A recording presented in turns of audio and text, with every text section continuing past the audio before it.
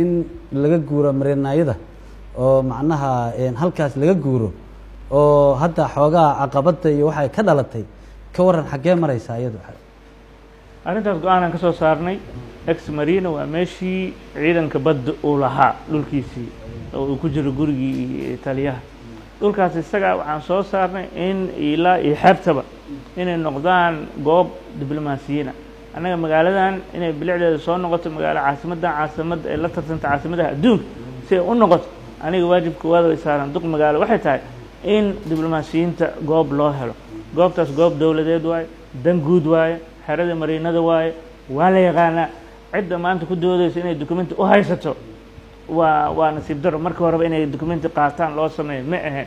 waddankan wuxuu gaaraa mar lala xisaabtamo qof kasta oo dembi ka gala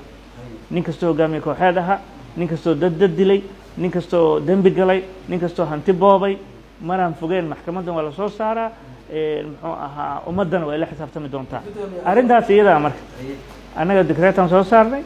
goobtaas in la banneeyo dikreetadana weli waa sideedii waxaa jira dad dhahayo documenti aan u haysanaa waxaan ka codsannay qaarkood la fariisanay inay noo yimaadaan wixii documenti ay haystaan ay keenaan ma documentigoodii ma si qaladaa lagu bixiyey ma sax u ahaa ma muxuu aha ma dhul kale iyo wax kale loo raadinaa maxaa laga yeelaa waxaasoo dhan anaga diyaarana laakiin cid ka soo horjeesan karto go-aanka aan bixinay ma jirto cid is-hortaagi karto maleeshiyaad keensan karto ma jirto dowladnimo inay socotaa la rabaa waa ku dhimanaynaa in dowladnimadaas ay hirgashana waa iga go-an tahay aniga